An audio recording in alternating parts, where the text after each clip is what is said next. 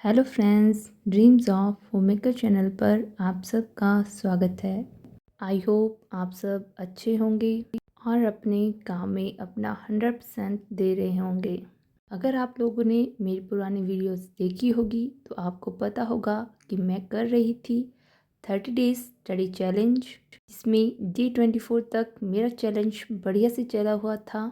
और उसी रात जब DSSB की नोटिफिकेशन आउट हुई, उसके बाद मैंने पढ़ाई करना छोड़ दी। अगले दिन मैंने बिल्कुल भी पढ़ाई नहीं करी और उसके अगले दिन मुझे काम ज़्यादा था और साथ ही मेरी तबीयत भी ख़राब हो चुकी थी। बट उस दिन मैंने थोड़ी सी पढ़ाई ज़रूर कर ली। तो आज से मैं अपने चैलेंज को फिर से रिस्टार्ट कर रही हूँ। तो आज है मेरा 30 डेज स्टडी चैलेंज का डे 25। कल मेरी तबीयत कुछ ज़्यादा ख़राब थी और मुझे काम भी बहुत ज़्यादा करने थे, तो जिसकी वजह से आज मुझे काफ़ी थकान और वीकनेस फील हो रही थी। आज सुबह मैं 5:30 बजे उठी। आज सुबह मेरा ग्रीन टी पीने का बिल्कुल मूड नहीं था, इसलिए मैं जल्दी से फ्रेश हो गई और सीधे पढ़ाई करने बैठ गई। काफ़ी लो फील कर रही थी, बट मन में यही था कि जो भी हो आज करना ही है। इसलिए मैंने अपनी स्टडी पे फोकस किया। घर के सारे काम के साथ पढ़ाई करना कितना आसान है और कितना मुश्किल, ये तो आपको पता ही होगा।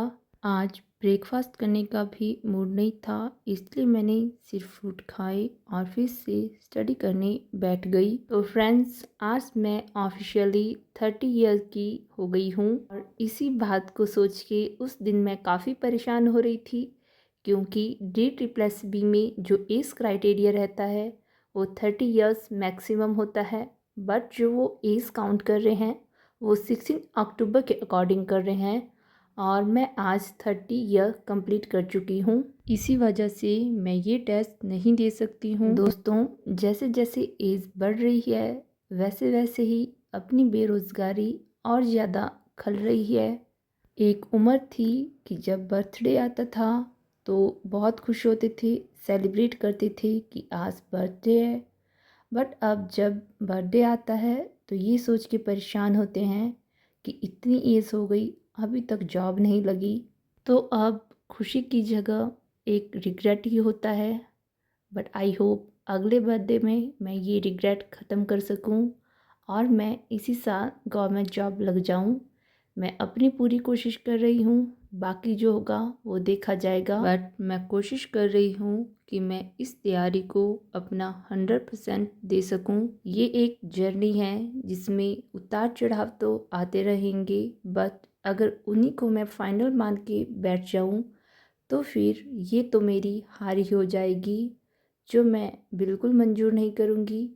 इसलिए एक दिन पूरी तरह डिमोटिवेट होने के बाद अब मैं फिर से अपनी उसी जर्नी पे वापस आ गई हूँ, क्योंकि DSSB एक रास्ता था जो बंद हुआ है। बट बाकी और भी बहुत से रास्ते हैं जो अभी मेरे लिए खुले हुए हैं, और अगर मैं उन्हें अपने हाथों से बंद करूँ तो ये बिल्कुल सही नहीं होगा। इसलिए फिर से उसी एनर्जी के साथ मैं जुट गई हूँ अपनी तैयारी में।